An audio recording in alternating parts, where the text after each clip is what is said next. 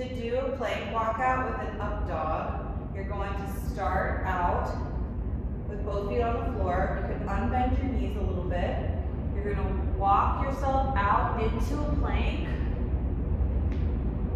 And then from there, I'm going to think about lifting my chest towards the ceiling on an inhale. And then I'm going to exhale, lift my hips back up and walk myself